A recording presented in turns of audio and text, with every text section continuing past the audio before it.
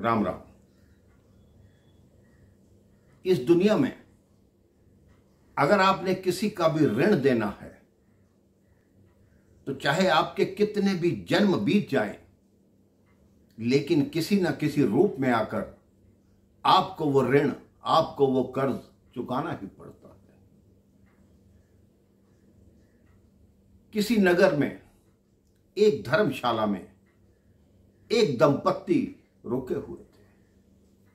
उनके साथ उनका 3 वर्षीय पुत्र भी था। धर्मशाला कच्ची थी, उसकी दीवारों में दरारें पड़ गई थी। वो दंपत्ति किसी काम से बाहर गए, उनका बालक धर्मशाला के प्रांगण में ही खेल रहा था।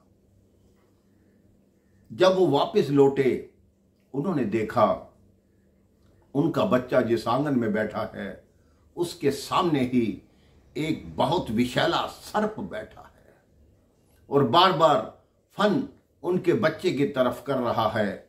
बच्चा भी नीचे से मिट्टी उठाकर उसके फन पे मार रहा है।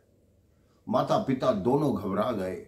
उन्होंने शोर मचाया कि हमारे बच्चे को बचाओ, हमारे बच्चे को बचाओ। धर्मशाला के लोग एकत्रित हो गए। वहां एक ऊंट वाला भी आया जो ऊंट पर बोझा ढोता था। सबने कहा कि इस बच्चे को कैसे बचाया जाए, इस सांप को मारा जाए तभी बच्चा बचेगा। वो ऊंट वाला बोला कि मैं निशाना तो लगा सकता हूं, लेकिन ये ना हो कि चोट आपके बच्चे को भी लग जाए। अब माता पिता ने सोचा अगर सांप ने काट लिया तो बच्चे का जीवन बचेगा ही नहीं, अगर थोड़ी चोट भी लग गई और बच गया तो कोई बात नहीं। उन्होंने कहा आप अपनी तरफ से कोशिश कीजिए। उस ऊंट वाले ने निशाना लगाया, सांप पर निशाना लगा, सांप घायल हो गया, बच्चे को उठा लिया गया। अब घायल सांप को बाहर बाड़े में फेंक दिया। रात्रि हो गई, सुंदर शीतल हवा चली।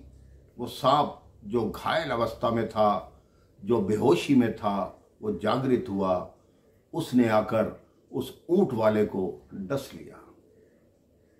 ऊंट वाले को डस लिया और वो तड़पने लगा। जब ऊंट वाला तड़पने लगा, फिर धर्मशाला के लोग एकत्रित हुए। सबने पूछा कि ये क्या हुआ। तो एक ऐसा साधु वहां रुका हुआ था जो विष निकालना जानता था। उसने कहा मैं उसी सांप को वापस बुलाकर इसका जहर निकलवा दूंगा। उन्होंने एक छोटे बालक को पकड़ा, उसमें एक ऐसा मंत्र पड़ा कि सांप उस बालक में आ गया। उस बालक से पूछा इस ऊंट वाले से तुम्हारी क्या शत्रुता थी, तुमने इसको क्यों डसा। तो सांप ने कहा मेरी इससे शत्रुता ये थी, जब बच्चे और मेरे में बात चल रही थी तो ये बीच में आकर इसने मुझे क्यों मारा। उस साधु ने पूछा उस बच्चे और तुम्हारे में क्या बात चल रही थी। उस सांप ने कहा 2 जन्म पहले ये जो बच्चा है ये एक सेठ था, मैंने इससे 300 रुपए उधार लिए थे। आज जब मैं इसके सामने आया उसने मुझे पहचान लिया और मिट्टी उठाकर मेरे मुंह पे मार रहा था कि तुम्हें शर्म नहीं आती, तुमने मेरे पैसे नहीं दिए, तुम मर गए, मेरा कर्जा दिए बिना कैसे मर गए। और मैं बार बार फन झुकाकर इस बच्चे से माफी मांग रहा था कि मुझे माफ कर दो, मुझे माफ कर दो, मेरे से गलती हो गई। इतने में ये ऊंट वाला बीच में क्यों आया। उसने मुझे माफ कर देना था, लेकिन उससे पहले ही इसने मुझे घायल कर दिया। तब उस साधु ने पूछा जो विष निकालता था, अब तुम इसका विष कैसे हरोगे। तो उस सर्प ने कहा इसे कहो मुझे 500 रुपए दे, 300 रुपए मैंने उसके देने हैं और 2 जन्मों का 100 रुपया और ब्याज लगाकर उसको मैं अपना 500 रुपए कर्ज उतारूंगा, तब मैं इस सर्प की योनि से मुक्त होऊंगा। ऊंट वाले की जेब से तुरंत 500 रुपए निकाले गए। वो छोटा बच्चा जिसके माता पिता के बच्चे के सामने सर्प बैठा था, उनको 500 रुपए दिए गए। सांप ने उसका जहर निकाल लिया, वो पुनः खड़ा हो गया। ये कहानी छोटी सी है, लेकिन हमें एक बात सिखाती है कि कभी किसी का भी कर्ज लेकर भूल मत जाना, क्योंकि ना जाने किस जन्म में आकर आपको वो कर्ज चुकाना पड़े।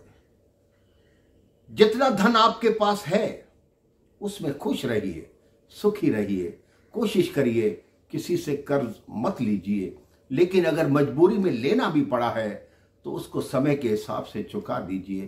कभी किसी की बद्दुआ मत लीजिए, हमेशा खुश रहिए। जीवन में तभी आप कामयाब होंगे जब अपने असूलों पर पक्के रहेंगे और किसी का लेकर खाकर भूल नहीं जाएंगे। कभी कभी कोई व्यक्ति ऐसे भी होते हैं जिन्होंने किसी का 1 रुपया भी देना होता है तो रात्रि में निद्रा नहीं आती। वही व्यक्ति इस दुनिया में सफल रहते हैं। किसी का लेकर कभी मत भूलिए, खुश रहिए, व्यस्त रहिए, मस्त रहिए। राम राम, जय श्री राम।